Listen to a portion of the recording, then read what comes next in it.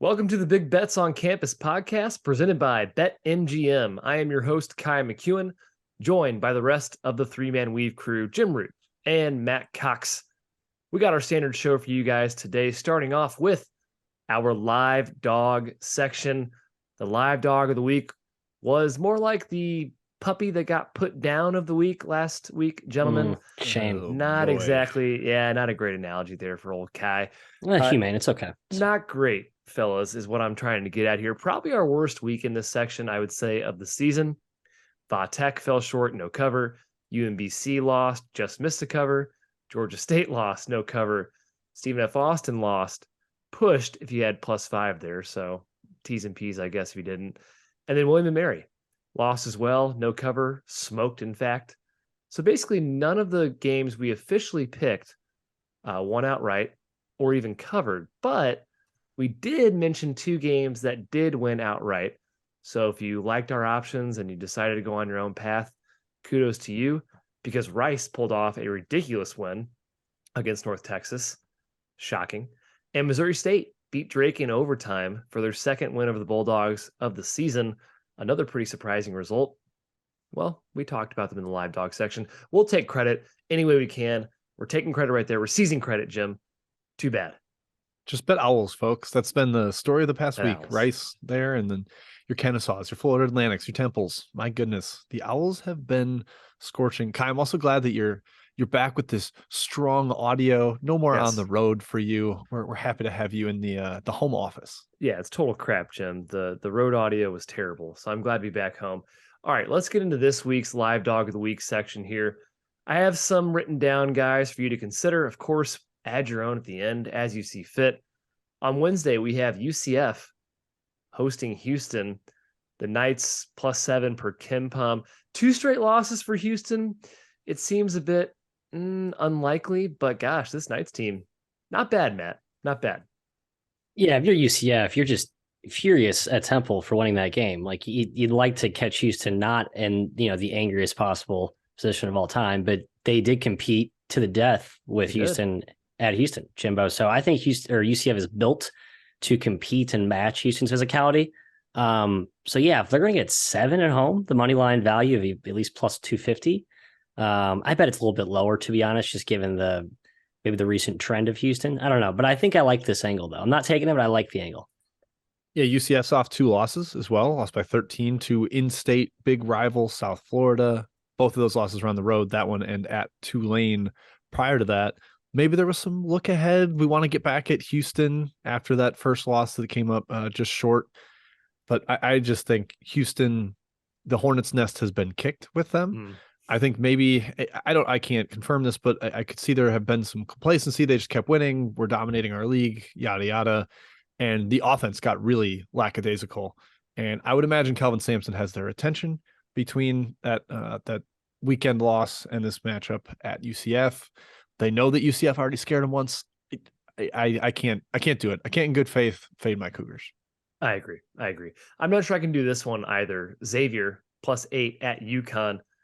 Xavier might be the better team right now. It's a lot of points, which is better if you're looking for a higher payout on your money line. I think it'll be closer to 5 instead of 8 personally. I'm not taking this one either, Matthew, but are you curious in Xavier at all?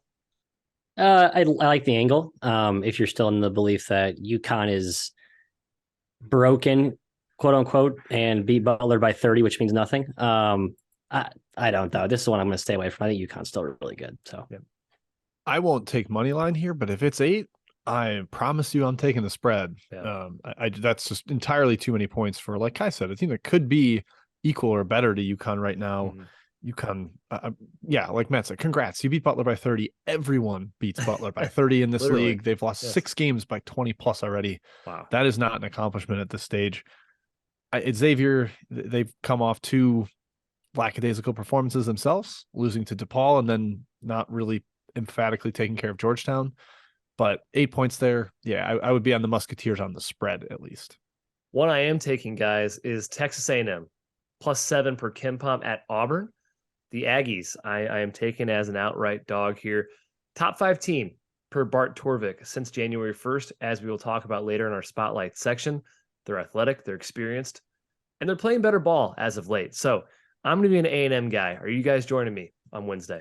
Yeah, I love this spot. I love the price. I hope to get, assuming there's no heavy shade in the openers, Jim. But I'm pretty anti-Auburn. I'm going to stick with that take, and A&M's been phenomenal. And I think they actually match up well with Auburn. You kind of have to scrap and compete and muck it up, and A&M's doing that very effectively right now. I think they can prey on Auburn's erraticism in the backcourt. Even though it's on the road, I still think they catch Auburn a little bit sleepy.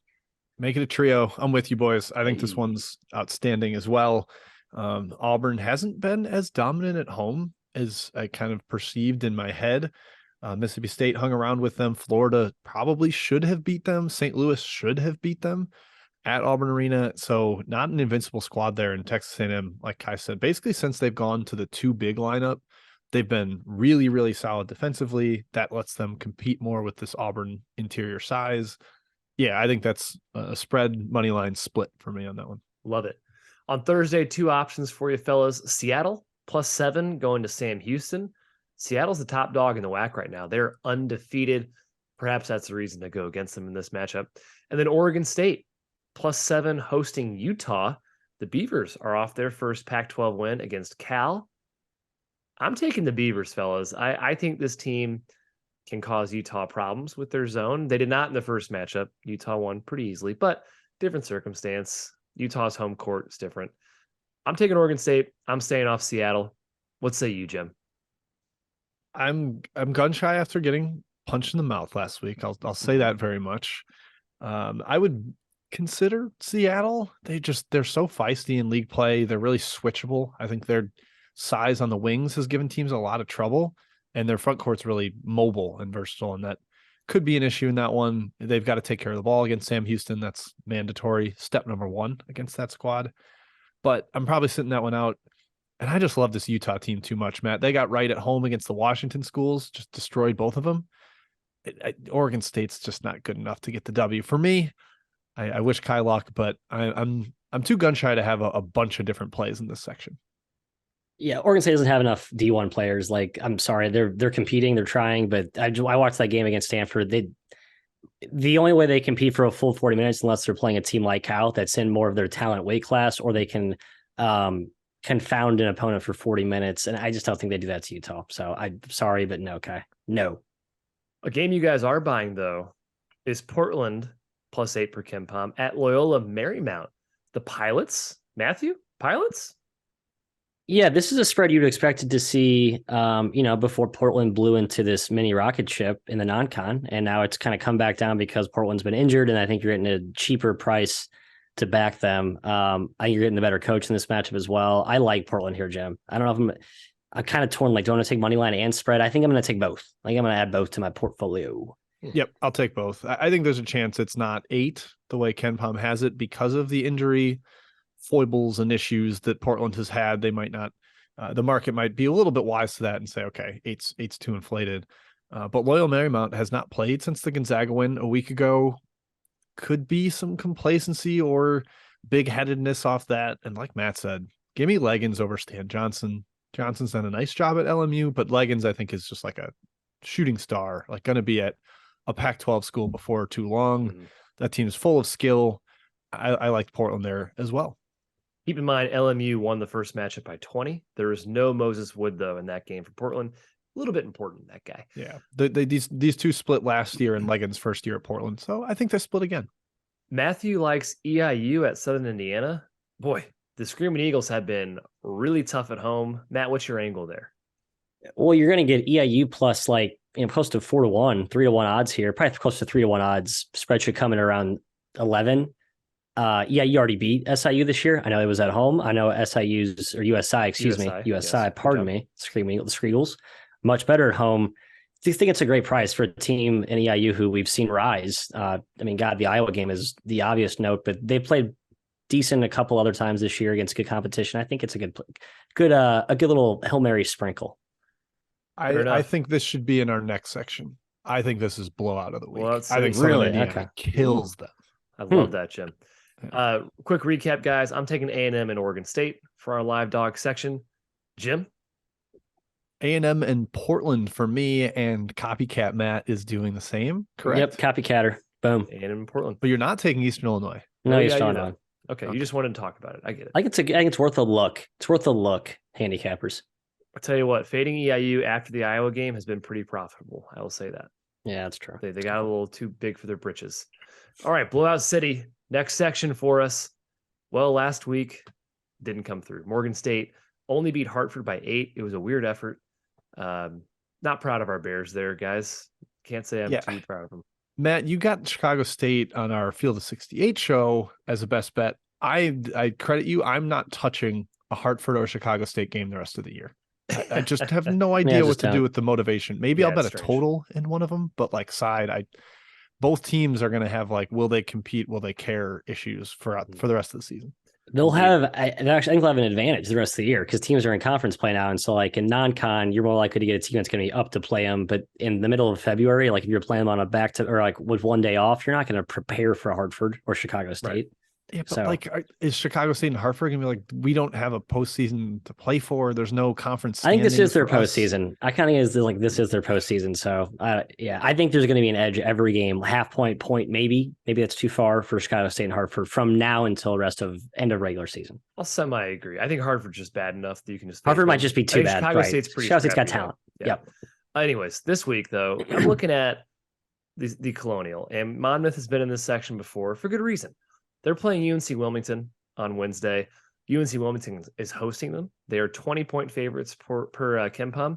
Now, Monmouth, Jim, was scrappy with Charleston. They hung around, but then they lost to Hampton by 17. So I was like, oh, yeah, Monmouth is actually that bad. I think Wilmington can basically bathe in their blood if they so choose. They did only beat them by 13 earlier this season at Monmouth, but they were up by as many as 19. No Shaquem Phillips in that game. Do you agree with my blowout choice here? Sort of. Trask is such a tough place to play.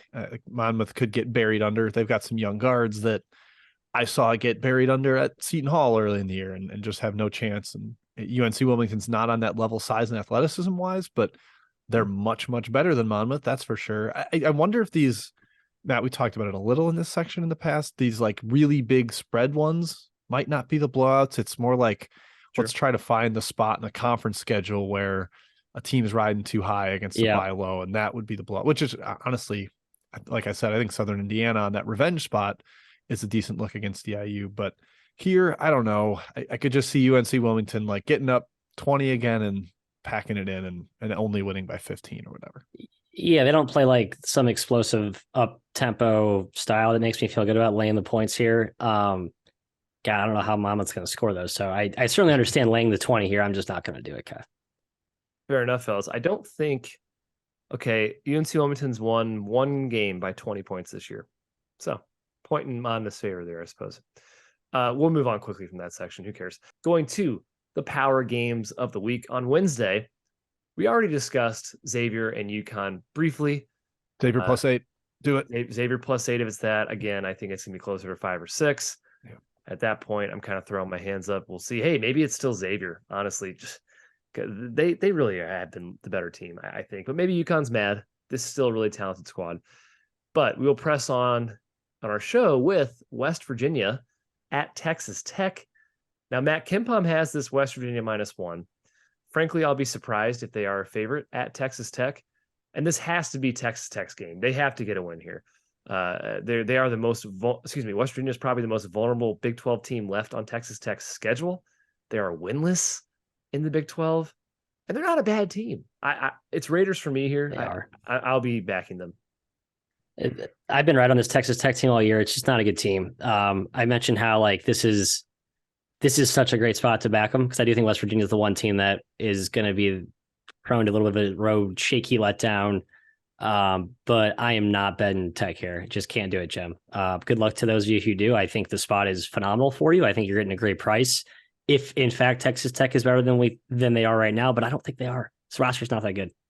Yeah, it's really not. And their rotation's kind of in shambles. They're bringing IMAC back and moving Bacho around and sometimes playing both those guys together. And that seems like a weird fit. West Virginia, though, I don't like them as a road team because they're very reliant on the whistle. They foul a ton and they need to get to the free throw line to score. And that on the road is a little bit shaky, especially in a place like Texas Tech, with one of the best home courts in the entire country. I respect that home court. It would be Texas Tech or nothing for me, Kai, and I'm pretty emphatically going with nothing here. Fair enough, fellas. Go Raiders for me. Finger guns. Finger guns. Maybe finger guns? Was that Oklahoma State? That's Texas Tech. Yeah. Oh, They yeah. finger Shoot gun. them up. Yeah, like a Yosemite Sam. Yes. On Thursday, we have two matchups here. Honestly, not great power games of the week, I will say, for the midweek here. UCLA is going to USC. UCLA gym -6 per KenPom on the road. We know there's not much travel here in Los Angeles. I'll tell you what, though, USC plays UCLA close just about every single game. They lost by 2 this year at Pauley Pavilion, and they split the series last year, 3-point game and a 7-point game. Do you think USC keeps it close again? Probably, I would imagine so. They got down big at Pauley and came all the way back, held UCLA to like 14 points in the second half. It was kind of an insane defensive performance out of USC. I don't have a super strong take in the side, Kai, but I will be betting the under in this one. UCLA has played incredibly slow in league play, just like way hit the brakes, kind of a Mick Cronin micromanagement thing. They're letting Tiger Campbell completely control the pace.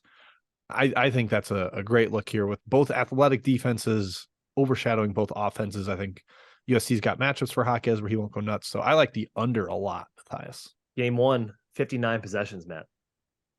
Yeah, it should be slow. I think Mick Cronin, he kind of goes back to his old Cincinnati ways when he gets caught in these big games. Like he kind of sometimes, I think UCLA misses opportunities to run with the weapons that they have. And that's my only frustration with this UCLA, which I generally like. Like it took me a year to come around on the UCLA train. I'm in on it. I think that's the great spot to back them here. Last game closed, I think 11, opened 14 or 15, something outrageous. Got bet down 3-4 points. So now you're looking at it probably, a spread that flips to 6-5, right on where KenPom has it. Spot is just better for UCLA. I think I'm going to go UCLA first half. That's my angle in this game. Just to reiterate what I was saying with the tempo, I'm sorry, Matt. I don't mean to talk over your point, but I wanted to hammer it home. UCLA ranks 249th nationally in tempo right now. But if you look at their possession length in league play, it's 19 seconds. That would be like 330th in the country. Like they're playing categorically slower than they were. A lot of unders for them. Look at what they did to Arizona, turned them into a half-court crawl game. Yep, love that one. Matt, probably a good look on first half too. I'll agree. Finally, Purdue is going to Michigan. Purdue -5 per KenPom at Chrysler Center. Purdue's already 2.5 games up in the Big Ten, fellows. They're kind of running away with the league. A win here puts them in command. A win by Michigan gets them into sole possession of second place, and they've been pretty tough at home. They're no pushover. Do we have the Zach Edey versus Hunter Dickinson matchup here? The Super Bowl, Matthew, inside the paint. Who do you like in this game? I love Michigan on the spot. I just last 2 games didn't love either. The Minnesota game was really troubling. Michigan, that's a game where I'm looking for them to kind of follow up on momentum, which you've played better, right? You got the win against Northwestern. You competed on the road against Maryland in a desperate spot. That was, in my opinion, fairly commendable. But then, God, you were buried at home against Minnesota. Do they play better here? Just a simple bounce back, kind of a lapse in performance last game? I kind of think so. I'm taking Michigan. I don't feel good about it. I'm excusing Michigan a little for the Minnesota game because Jet Howard had no points and left the game hurt after 15 minutes. But that also is a rather large factor here with this handicap. Is he going to be back healthy for the Purdue game? Mm-hmm. I don't know. I think he's questionable, has gotten a little bit going on the practice court, but not full 5-on-5 type stuff. So this is probably a wait and see for me. If he's out, I don't think Michigan has the firepower to keep up with Purdue. And I would take Purdue laying that, -4 or 5 on the road. I like that more than them laying like 15 against the dregs of the league. I'd be more comfortable with that, but keep an eye on Jet Howard. That's the big factor. Agreed. Man, they're such a good team, Purdue. I'm so impressed with this squad, guys. I'm in on Purdue. All right, next section, mid-major game of the week. On Wednesday, we did discuss briefly Seattle, Sam Houston. That is a major game in the WAC. We will move on instead on that day to a Mountain West battle. We are including in the mid-major section, of course. Utah State is going to San Diego State. San Diego State is -5 per KenPom at home. First place in the Mountain West is on the line. Utah State, we know they're great at home, but on the road, just 2-3 against the spread here, Jim. Is that ultimately the deciding factor for you in this game? Yeah, I think that's rather important. San Diego State already lost once at home in league play to New Mexico. I don't see them dropping a ton at Viejas. That's just a really, really difficult place to play. And I think their athletes play up well here against Utah State. That's always been some of the struggle for these Utah State teams. Can you handle teams that can throw 6'7", 6'8", 6'10" at you in the front court that are mobile enough to stick with your shooters when you invert the floor? There is some question, Matt, with San Diego State kind of playing pack line defensively. You can shoot over the top of them, and Utah State is arguably the best shooting team in the entire country. But San Diego State has a little more juice offensively this year to match with that defense. I will take the Aztecs here at home with their athleticism edge, laying 5. Yeah, I agree. Like the Aztecs at home, just look at the splits between these two teams historically. Home, road, pretty stark. Just going back the last 3-4 years here. I think they're just the better team, and home court is massive between these two teams. So I just think that's a very simple handicap, Kai. But the Tex, if it's 5, that's closer to 6 or 7. But it drifts up in that range. Yeah, to your point, Matt, San Diego State won by 19 last year at home. Utah State won by 18 at their place last season. Pretty stark difference there. All right, on Thursday, we will talk about one WAC game. It is Utah Valley at Southern Utah. KenPom has this Valley -1. It is another major WAC battle here. Two teams trying to keep pace with the top of the league. You have the number 2 offense in the conference in Southern Utah against the number 2 defense in Utah Valley. Matt, personally, I've been impressed by both teams. I don't know if this is a major rivalry quite yet, but perhaps it's one that's bubbling with Southern Utah joining the WAC. Any thoughts for you on this game? I believe it is a big rivalry. There's a name for it. I want to say Jim, usually our token rivalry name expert. Yeah, I thought there was a name for this one. Utah Tech and Southern Utah have a rivalry. They have a rivalry. I don't know if Utah Valley has one. I thought they had one with. I thought all the Utah schools had a some unique. Just the anyway, whole Beehive State, the whole Beehive Cup or whatever. Beehive, yeah, maybe I'm reaching there. Anyway, I'm sure people in Utah are laughing at my ignorance. That's fine. They are allowed to do so. For this matchup, Kai, I think Utah Valley is a better team, and you're actually getting them at a pretty good price because Southern Utah's just been playing so well. Last game, they lost by 21 at Seattle. I think Southern Utah is really good. I don't believe in their defense, which has been abnormally sound this year. I just don't trust it. I think Utah Valley scores at will. Wow, interesting. I don't know about at will, but I have a tough time with this one. Both these teams are better than I thought they would be coming into the year, and I'm having a hard time calibrating the degree to which they're better. Southern Utah, I thought would have a little bit of issue stepping up in leagues after, like, they weren't even winning the Big Sky when they were in it. They were competitive, but I think the WAC's a slightly better league, and they almost look better in that conference so far. Just knocked out, or they did lose to Seattle, but as Kai mentioned, they're undefeated atop the league, so no shame in that one. I would guess give a slight lean to the home squad, but this is a hard stay away for me. Yeah, I'll probably stay away too. We'll see what the actual line is, as usual. Moving on, next section, our penultimate section, the Trash Man pick of the week. I got a good one here, fellas, I think, this week, and I hope you agree. St. Francis, New York, also known as St. Francis College, is at Wagner. Wagner laying 8 per KenPom. Here's why this is a trashy game. First of all, St. Francis is bad anyway, but they've been missing by far their best player, Rob Higgins, the last several games. He is basically the only guy who can score for this team. And this team already ranks as the 7th worst defense in the entire country, dead last in the NEC, the 3rd slowest tempo in the NEC against a Wagner team that ranks 320th in offense and has the slowest tempo in the NEC. Total is going to be right around 125. It's going to be an ugly affair, low scoring. Jim, do you agree that that's a pretty trashy pick? This is trashy garbage, Kai. I'm with you. I stand by that too. It's not just Higgins that's been out. Larry Moreno also has been out for St. Francis, New York. He's their best shooter, their only guy on their entire roster page, basically with an offensive rating north of 95, and his is 119. So you take off your only efficient player from an already abysmal offense, and it's gotten really ugly for them in league play. Got a couple of blowouts that were rather jarring against St. Francis and Merrimack recently. So Matt, yeah, this is ugly, which means I'm probably not strong enough on a team to back. I could see the under if both those guards are out for St. Francis, though. Yeah, but excuse me, I had a lump in my throat there. My goodness, Jim had such a strong take there. I was worried about you. I was like, do we need to go rescue him? We got to run the mile over to your place. Jesus. Jim, you can't bet the under because there's going to be like 60 free throws in this game. Look at Wagner's free throw rate in conference. It's like 61%.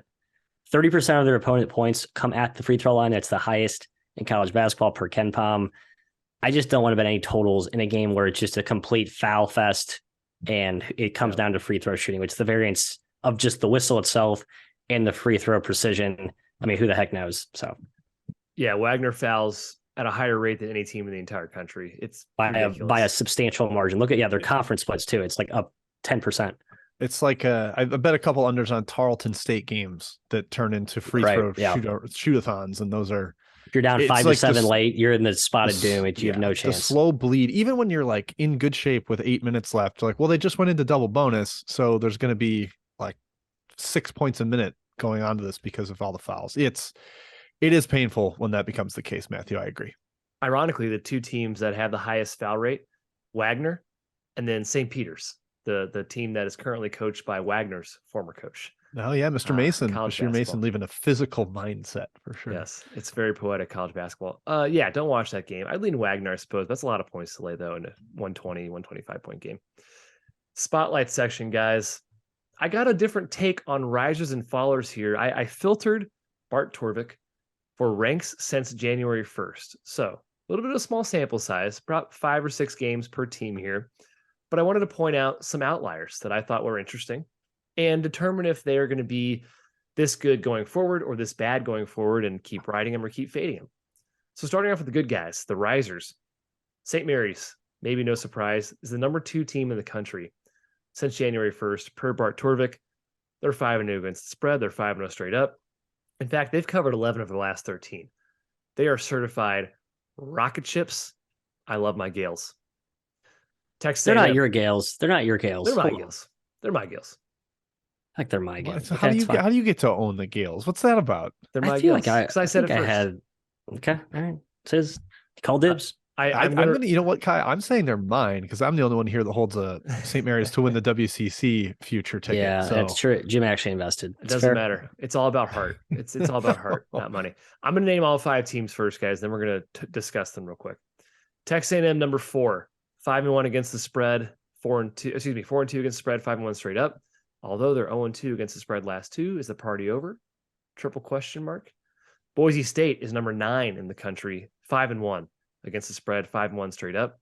Also 6-0 to the over, and 7 straight overs for Boise State, certainly turning around their fortunes at the beginning of the year when they were an under machine. NC State is 15th in the country. This one surprised me a bit. 4-1 straight up, 3-2 against the spread. Their wins: Duke, Virginia Tech, Miami. The Wolfpack looking like a tournament team. And finally, one that really confused me, Colorado is number 20 since January 1st, despite being 2-4 against the spread and 3-3 straight up. It's their defense that's been so good, though. It's number 1 in the country during that span. As a result, 5-1 to the under Colorado games in their 6 games in January. All right, Jim, I want your takes on these 5 teams, or pick whoever you want to talk about. Keep riding them or start to fade. Maybe I'm doing the Nick Young question mark meme at the Colorado thing. Like, what is going on there? They held both Oregon schools to like 0.6 points per possession. And I think that has really, really shifted or slanted the numbers here. So I'm throwing them out as an outlier, not a team that I want to keep backing. I actually think the Boise party might be coming to an end a little bit soon here. I don't think it's a top 25 team in the country. And I think some of their overs have been their own outlier shooting. So I think that's going to hurt them a little bit on both the totals and their own spreads. I think are just pretty inflated right now. Again, we're recording this Tuesday for a Wednesday release. They play Fresno tonight.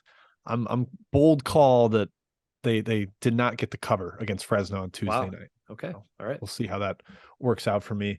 Matt, I'm kind of buying A&M. So I'll stick with them. And St. Mary's is a hold. I think they're just going to continue bludgeoning teams in the WCC.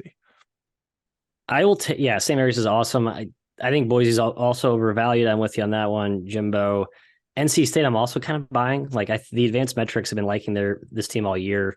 And I think just the whole Keats sort of stale stench that's been permeating around that program the last few years, they just haven't really quite gotten it going. I think we've undervalued him as a coach when he actually has like a fairly well constructed and healthy roster. I mean, like the Manny Bates thing gutted them last year, COVID year before. I just think that this is an underrated coach and underrated team, especially when you have two NBA, or I guess one lottery pick and another NBA guy like in your mix. So I think it's a pretty good mixture. Who's the second NBA guy?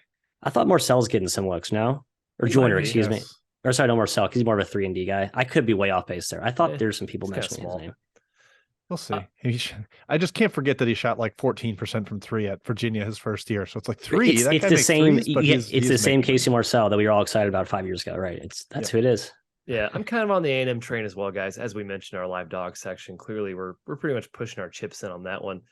NC State, yeah, TBD. It's funny how Kevin Keats goes from underrated to overrated, now to underrated. It's all pretty circumstantial, I suppose, if your team's doing bad or good. Yeah, Boise, slight sell. St. Mary's, fantastic, obviously. They're basically the new Gonzaga this season in that conference. Have they played Gonzaga yet? I don't think they have. Not yet. Those are going to be two rather factors. Yeah. Enormous matchups for old Jimbo's futures ticket. Indeed. All right, let's talk 5 teams real quick that are falling, and if we should keep fading them, or if we think the ship is going to right itself and turn around.